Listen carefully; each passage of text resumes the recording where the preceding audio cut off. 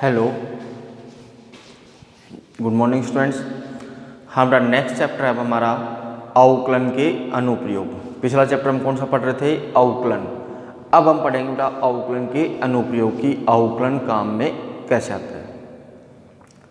तो बेटा आपको पता है कि किसी भी चीज़ में अगर कोई चेंजिंग आती है, किसी भी चीज़ में अगर कोई परिवर्तन होता है तो वो हमेशा किसकी रिस्पेक्ट में होता है बेटा? किसके सापेक्ष होता है? जैसे मैं आपसे एग्जांपल लूँ कि आज से 5 साल पहले आप किस में थे? 7th क्लास में थे और आज आप 12th क्लास में हो, तो आप में परिवर्तन आया। किसके सापेक्ष परिवर्तन आया? किसकी रिस्पेक्ट में चेंजिंग हुई? Very good. किसकी रिस्पेक्ट में हुई? टाइम के रिस्पेक्ट में, समय के सापेक्ष। किसके सापेक्ष हुई बेटा? समय के सापेक्ष। तो यहाँ भी बेटा हम जो पढ़ेंगे नेक्स्ट चैप्टर अवकलन के अनुप्रयोग। किसी भी चीज़ में अगर हमारे से चेंजिंग पूछेगा, परिवर्तन पूछेगा, तो वो हमेशा किसके सापेक्ष होगा? समय के सापेक्ष। अगर किसी क्वेश्चन में हमें समय के सापेक्ष न पूछ के किसी अलग त्रिज्या के सापेक्ष या भुजा के सापेक्ष पूछेगा तो हमें उसी के अकॉर्डिंग सोल्व करना है। वैसे मैक्सिमम क्वेश्चन ऑलमोस्ट जो परिवर्तन होता है बेटा वो किसके रिक्वेस्ट में होता है? टाइम की रिस्पेक्ट में होता है। ओके बेटा, तो हम आज अवकलन के अनुप्रयोग में प्रश्नावली एक्सरसाइज 8.1 के कुछ क्वेश्चन सोल्व कर रहे हैं बेटा। कौन सा एक्सरसाइज है बेटा? एक्सरसाइज 8.1। देखो बेटा, इसमें हमारे से फर्स्ट क्वेश्चन में क्या पूछा इसने? वर्त के क्षेत्रफल में परिवर्तन की दर इसकी त्रिज्या r के सापेक्ष ज्ञात कीजिए। इसमें क्वेश्चन में ही साफ साफ लिखा हुआ है कि समय के सापेक्ष नहीं ज्ञात करके परिवर्तन हमें किसके सापेक्ष ज्ञात करना बेटा? त्रिज्या के सापेक्ष। और वो परिवर्तन कब ज्ञात करना है? जब उसकी त्रिज्या कितनी थी बेटा? 3 सेंटीमीटर या फिर तथा 4 सेंटीमीटर। देखो तो बेटा क्वेश्चन नंबर फर्स्ट का हल कि माना वर्त की त्रिज्या 8 सेंटीमीटर है, परिवर्तन किस में ज्ञात करवा बेटा? क्षेत्रफल में, तथा क्षेत्रफल a सेंटीमीटर स्क्वायर है। तो वर्त की त्रिज्या क्या मान लिया हमने? r, और क्षेत्रफल क्या मान लिया बेटा हमने? a। तो बेटा आप सोल्व करो इसको कि वर्त का क्षेत्रफल क्या होता है बेटा? पाई r स्क्वायर। तो हमें मिला वर्त का क्षेत्रफल क्या माना था हमने? a। तो a बराबर क्या मिला? पाई r स्क्वायर। किसके सापेक्ष परिवर्तन पूछा बेटा? r के। क्या लिखेंगे? r के सापेक्ष अवकलन करने पर, जिसके सापेक्ष परिवर्तन पूछा बेटा उसी के सापेक्ष हमें क्या करना है? अवकलन। तो किसके सापेक्ष अवकलन किया बेटा हमने? r के सापेक्ष। तो ये हो गया बेटा dA/dr। पाई अचर राशि है, कांस्टेंट वैल्यू, r स्क्वायर का हो गया बेटा 2r। तो हमें मिला dA/dr कितना मिला बेटा? 2 पाई r। फर्स्ट इसने कब पूछा बेटा परिवर्तन? जब r कितना था? 3 सेंटीमीटर। तो बेटा dA/dr 2 पाई, r की वैल्यू 3, कितना मिला बेटा? 6 पाई। यानी dA/dr कितना आ गया बेटा हमारे पास? 6 पाई। दूसरा कब पूछा बेटा इसने? कि जब r कितना था? 4 सेंटीमीटर। तो dA/dr r कितना बेटा? 4। तो ये हो गया हमारे पास 2 पाई इंटू 4, कितना मिला बेटा? 8 पाई। तो आंसर हो गया बेटा कि जब, इसका आंसर क्या हो गया बेटा हमारे पास? अतः जब r 3 सेंटीमीटर तो वर्त का क्षेत्रफल 6 पाई सेंटीमीटर स्क्वायर पर सेंटीमीटर की दर से बढ़ रहा है। अतः जब r बराबर 3 सेंटीमीटर था तब वर्त का क्षेत्रफल कितना बेटा? 6 पाई सेंटीमीटर स्क्वायर बटा सेंटीमीटर। क्योंकि क्षेत्रफल की इकाई क्या होती है बेटा? dA/dr ज्ञात किया। क्षेत्रफल क्या होता है बेटा? स्क्वायर में, और त्रिज्या किस में थी हमारे पास? सेंटीमीटर की दर से की दर से तथा जब r बराबर 4 सेंटीमीटर था तब वर्त का क्षेत्रफल कितना है था बेटा 8 पाई सेंटीमीटर स्क्वायर पर सेंटीमीटर की दर से क्या हो रहा है बेटा बढ़ रहा है। ये कैसे पता चला कि बेटा बढ़ रहा है या घट रहा है? अगर ये धनात्मक आएगा तो हमेशा बढ़ेगा और ऋणात्मक आएगा तो घटेगा। तो यहाँ पे दोनों का मान ही हमारे पास कैसा आया था धनात्मक। इसका मतलब क्षेत्रफल में क्या हो रही है बढ़ोतरी हो रही है और ऋणात्मक आएगा तो क्या होगा बेटा कमी हो रही है। तो यहाँ पे दोनों का कैसा था धनात्मक था। तो जब r 3 सेंटीमीटर तो क्षेत्रफल किस दर से बढ़ रहा था 6 पाई सेंटीमीटर स्क्वायर पर सेंटीमीटर की दर से। और जब r 4 हो गया तब किस दर से बढ़ रहा था 8 पाई सेंटीमीटर स्क्वायर पर सेंटीमीटर की दर से।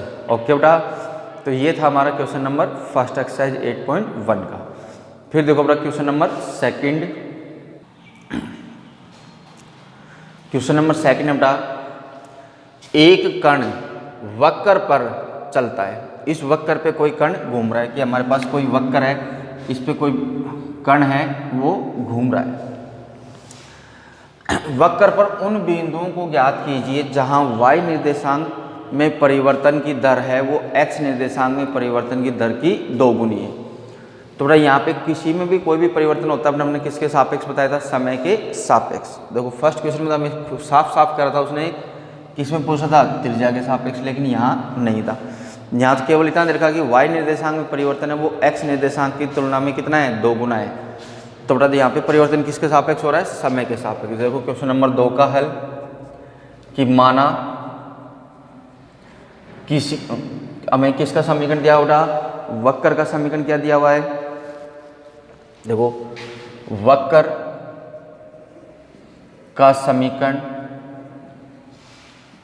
क्या बेटा y बराबर 2/3 x स्क्वायर प्लस 1 है। माना किसी समय t पर कण वक्र के बिंदु P x y पर है। हमने क्या मान लिया कि किसी समय t पर जो कण था वो इस वक्र के किस बिंदु पे था x y पे था, बिंदु P पे था। किस पे था P पे था। तो हमें वक्र क्या देखा था y बराबर 2/3 x स्क्वायर प्लस 1। तो यहाँ पे हम क्या करेंगे t के सापेक्ष अवकलन। क्यों? क्योंकि वक्र में जो कण के में जो परिवर्तन होता है वो किसके सापेक्ष हो रहा था समय के सापेक्ष। तो या फिर ऐसे देखो कण का वक्र पर परिवर्तन क्या बेटा परिवर्तन। तो हमारे पास था वक्र था बेटा y बराबर 2/3 x स्क्वायर प्लस 1। तो t के सापेक्ष अवकलन करने पर तो t के सापेक्ष अवकलन के y का तो हो गया dy बाई dt। 2/3 अचर राशि है x क्यूब है बेटा ये x क्यूब हो गया बेटा 3x स्क्वायर प्लस 1 का 0, 3 से 3 कैंसिल। तो बेटा वक्र पर कण की स्थिति में परिवर्तन कितना है हमारे पास कितना आया बेटा 2x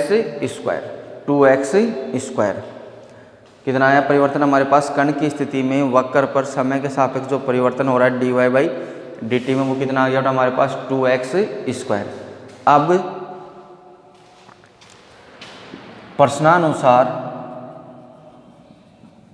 प्रश्नानुसार हमारे क्या कहा था बेटा कि y में जो परिवर्तन है y निर्देशांक में जो परिवर्तन है वो x निर्देशांक के परिवर्तन में कितना है बेटा 2 गुना है। प्रश्नानुसार dy बाई dt किसके बराबर है बेटा 2 dx बाई dt के बराबर है। तो अब देखो बेटा समीकरण 2 व 3 से तो d y by d t का दोनों का मान आपस में बराबर हो गया, तो हमें मिला 2x² बराबर, या हमें हाँ d y by sorry t के सापेक्ष इसका करेंगे तो ये हो जाएगा dx बाई डी टी। इसका बताओ अवकलन हुआ था बेटा, टी के सापेक्ष y का हो गया d y by d t, यहाँ आएगा हमारे पास dx by d t, y का हो गया d y by d t, 2/3 अचर राशि था, x³ का हो गया बेटा 3x², x का t के सापेक्ष क्या होता है dx बाई डी टी।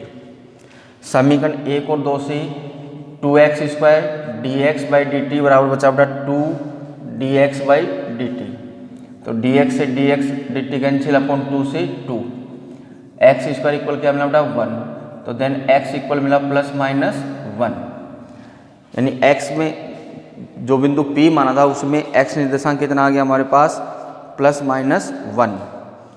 अब जब x बराबर 1 है, एक समीकरण 1 में रखने पर,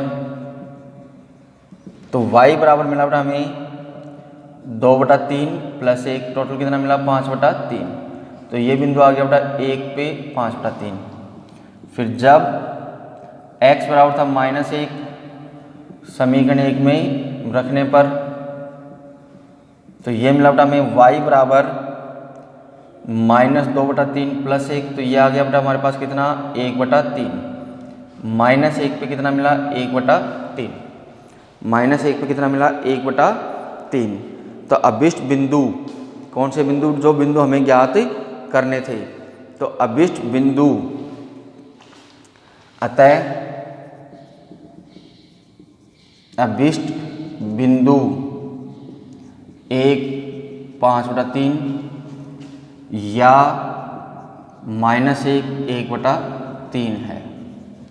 ओके बेटा, तो हमें इस क्वेश्चन में क्या कहा था कि वक्र पे एक कण क्या हो रहा है बेटा, गमन कर रहा है, तो उस कण में परिवर्तन की स्थिति थी, y निर्देशांक में परिवर्तन की दर थी वो x निर्देशांक में परिवर्तन की कितनी थी, 2 गुनी थी। तो इन दोनों की हेल्प से हमने क्या ज्ञात कर लिए, अभिष्ट बिंदु के निर्देशांक। ओके बेटा, तो ये था क्वेश्चन नंबर 2। अगला क्वेश्चन नंबर 3 है बेटा, एक 13 मीटर लंबी सीढ़ी दीवार के सहारे झुकी हुई है, सीढ़ी के पांव 1.5 मीटर पर सेकंड की दर से जमीन के सहारे दीवार से दूर खींचा जाता है, तो सीढ़ी तथा जमीन के मध्य का कोण किस गति से परिवर्तित हो रहा है, ये हमें ज्ञात करना है। कब, जब सीढ़ी का पांव दीवार से कितना दूरी पे था, 12 मीटर दूरी पे था। देखो बेटा इसमें हल,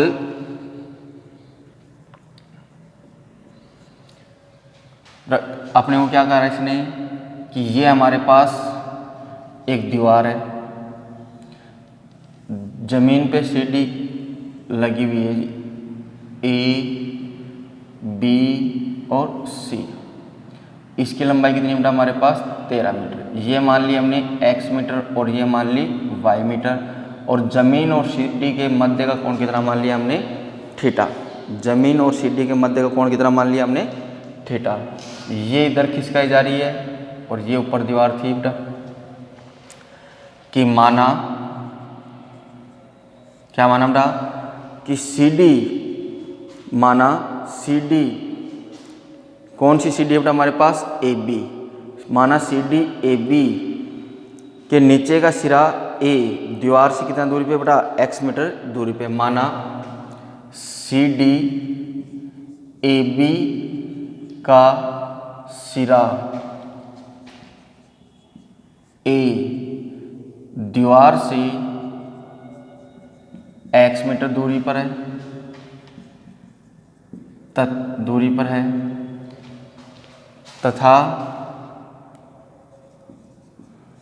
सिरा B जमीन से y मीटर ऊंचाई पर है, और जमीन व सीढ़ी के मध्य का कोण थीटा है। जमीन और सिटी के मध्य का कोण क्या मान लिया हमने, थीटा। तो यहाँ से बेटा हमारे पास क्या बना, त्रिभुज ABC से कौन सा त्रिभुज बेटा, दीवार जमीन के साथ हमेशा क्या होती है, समकोण पे होती है। तो यहाँ से बना हमारे पास x square plus y square बराबर 13 का स्क्वायर, और थीटा के लिए बना हमारे पास tan थीटा बराबर लंब बटा आधार।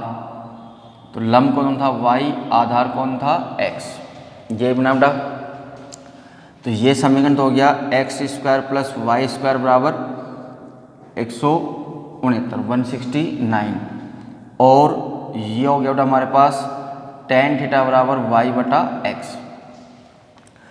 अब बेटा हमारे क्वेश्चन ने क्या कहा कि CD को पकड़ के यहाँ से इधर खींचा जा रहा है, CD को पकड़ के यहाँ से इधर खींचा जा रहा है। तो कोण क्या होगा, CD ऊपर से क्या आएगी बेटा, नीचे आएगी, नीचे आएगी तो कोण है वो क्या होता जाएगा, कम होता जाएगा, क्योंकि CD को हम इधर से पकड़ के इधर खींचेंगे। ये हमारे पास क्या थी बेटा, CD थी, ये हमारे पास क्या थी, CD। इस CD को पकड़ के बेटा हम नीचे से अगर इधर खींचेंगे तो ऊपर का सिरा है वो नीचे आता जाएगा, नीचे आता जाएगा तो बेटा कोण है वो भी क्या होता जाएगा, कम होता जाएगा। तो हमें इस कोण में परिवर्तन ज्ञात करना है। तो लंब कितना था x, y और आधार कितना था x। अब बेटा इसका अवकलन कर लो, t के सापेक्ष अवकलन करने पर, क्योंकि मतलब बेटा कि किसी में भी परिवर्तन होता है वो हमेशा किसके सापेक्ष होता है, समय के सापेक्ष परिवर्तन होता है। अवकलन करो बेटा, तो x स्क्वायर का हो गया 2x, x का हो गया dx by dt, plus y square का 2y, y का dy बाई dt, 169 का 0, और इधर आओ बेटा tan थीटा का हो गया sec स्क्वायर थीटा, थीटा का हो गया d थीटा बटा dt, इसका किससे होगा बेटा u अपॉन v से, y को रखा, x को रखा u अपॉन v, x को रखा y का हो गया बेटा dy by dt, minus y को रखा x का हो गया dx बाई dt, अपॉन में मिला बेटा हमें v स्क्वायर यानी x स्क्वायर। हमने क्या किया बेटा, दोनों समीकरणों का x के सापेक्ष क्या कर दिया, t के सापेक्ष क्या कर दिया, अवकलन। अब बेटा पहले हम इसको सोल्व कर लेते हैं, इसको सोल्व कर लेते हैं। तो ये था बेटा हमारे पास, इन दोनों में से 2 कॉमन लेके उधर भेज दिया, इन दोनों में से 2 कॉमन लेके इधर भेज दिया।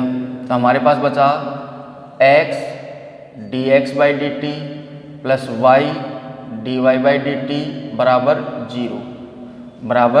0, और इसमें हमारे पास आया बेटा d थीटा बटा डी टी बराबर आया बेटा x dy by d t minus y dx by d t, upon में बेटा x square into sec square theta, x square into sec square theta.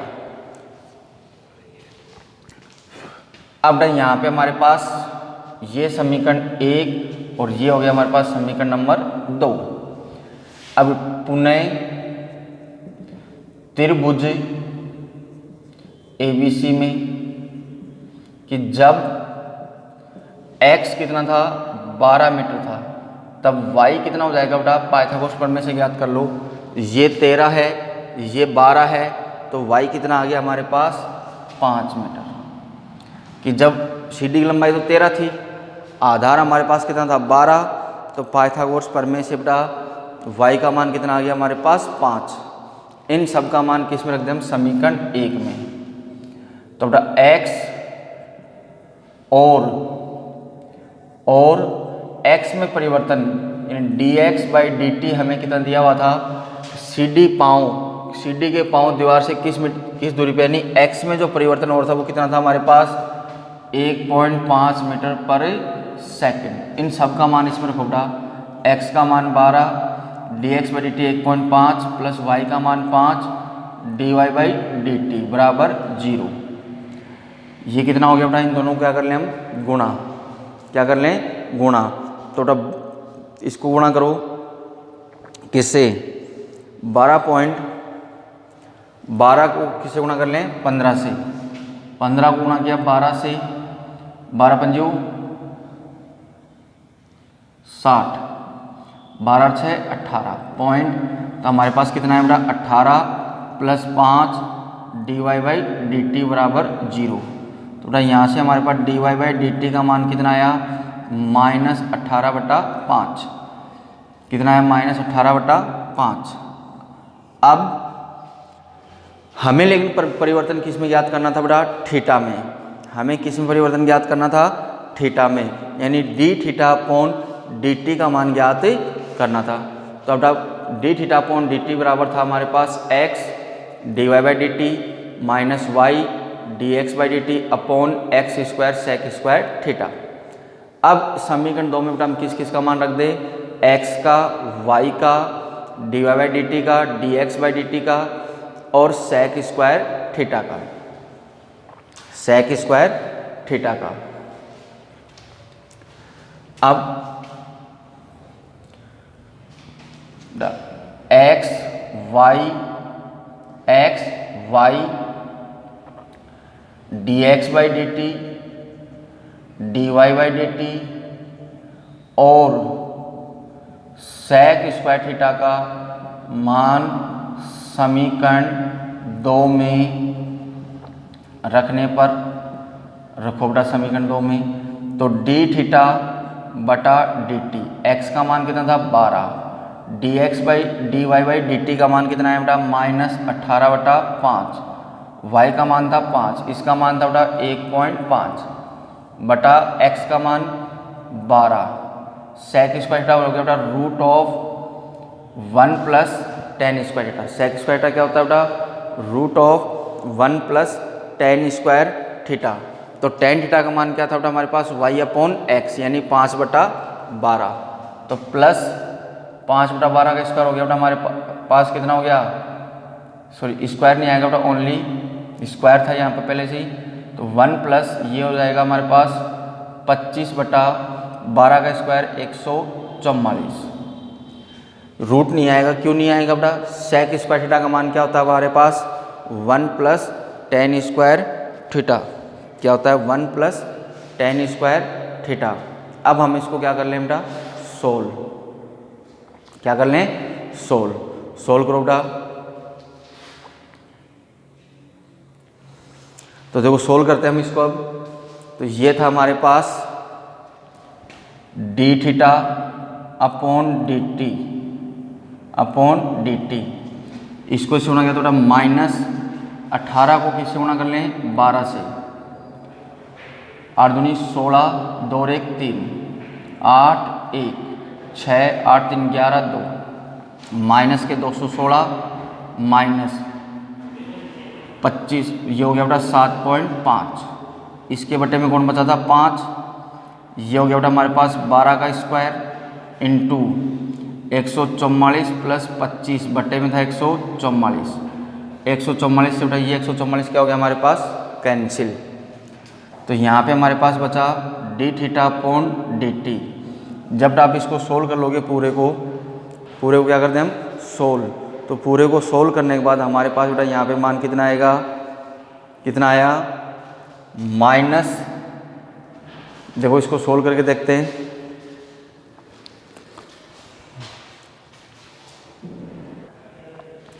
तो बेटा इसको सोल्व करने पे हमारे पास आ रहा है -3/10। अब हमारे पास जितनी भी लंबाई थी वो किस में थी मीटर में, तो यहाँ पे बेटा इसका हो जाएगा रेडियन पर सेकेंड। तो ये था बेटा हमारे पास क्वेश्चन नंबर 3 कि थीटा में जो परिवर्तन हो रहा है बेटा रेडियन में क्यों आया, क्योंकि हमने 11वीं क्लास पढ़ा था कि जितनी भी सेंटीमीटर मीटर इकाई होती है वो किस में आती हैं रेडियन में। तो यहाँ पे थीटा किस में कन्वर्ट होगा बेटा रेडियन में, कि हमारे पास dθ/dt में परिवर्तन कितना आया -3/10 रेडियन पर सेकेंड। एक बार दोबारा समझा देता हूँ बेटा। हमारे को कहा था कि 13 मीटर लंबी सीढ़ी दीवार के सहारे झुकी हुई है। सीढ़ी का पाँव 1.5 मीटर पर सेकंड की दर से जमीन के सहारे दीवार से दूर खींचा जाता है। तो सीढ़ी तथा जमीन के मध्य का कोण किस गति से परिवर्तित हो रहा है जब सी डी का पाँव दीवार से कितना था 12 मीटर दूर। तो प्रश्नानुसार हमने सी डी दीवार पे सी डी हो गई। उसके बाद सी डी की बेटा दीवार से पाँव की दूरी क्या मान ली हमने x मीटर और ऊंचाई मान ली y मीटर। तो पाइथागोरस प्रमेय से बेटा हमारे पास समीकरण बना x square plus y square बराबर 13 का स्क्वायर। और कोण के लिए बना बेटा tan थीटा बराबर लंब बटा आधार यानी y बटा x। दोनों समीकरण हमने t के सापेक्ष समय के सापेक्ष क्या कर लिया अवकलन। तो हमें बेटा x dx by d t plus y d y by d t बराबर क्या मिला 0 और उधर मिला d theta upon d t बराबर x d y by d t minus y d x by d t upon x square sec square theta. उसके बाद हमने बेटा वापस त्रिभुज ए बी सी से किसका मान निकाला, किसका मान निकाला बेटा x का दिया हुआ था y का निकाला, d x by d t दिया हुआ था किसका निकाल लिया, फिर हमने d y by d t. फिर इन सब का मान हमने किस में रख दिया समीकरण 2 में, किसका x y d x by d t d y by d t और सेक स्क्वायर थीटा। तो सेक स्क्वायर थीटा क्या होता है बेटा हमारे पास 1 प्लस टेन स्क्वायर थीटा। तो 1 प्लस टेन स्क्वायर थीटा का मान क्या था हमारे पास 25 बटा 144। तो बेटा इसको सोल्व करने पे हमें डी थीटा में यानी थीटा में जो परिवर्तन मिला वो कितना मिला -3 बटा 10 रेडियन पर सेकेंड। ओके बेटा, तो ये थे हमारे पास एक्सरसाइज 8.1 के फर्स्ट 3 क्वेश्चंस। ओके बेटा।